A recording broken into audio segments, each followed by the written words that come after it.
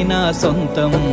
రాదురా ఏ విజయం నీ కోసం నా కోసం, ఎటుపోదురా నువ్వు చేసిన కష్టం ఎప్పటికైనా సొంతం. కాలంతో పయనించేవాడికి కానిది ఏముంది, సాధనతోనే సాధ్యమవ్వునని సదాశయంతో సాగర ముందుకు. రాదురా ఏ విజయం నీ కోసం నా కోసం, ఎటుపోదురా నువ్వు చేసిన కష్టం ఎప్పటికైనా సొంతం.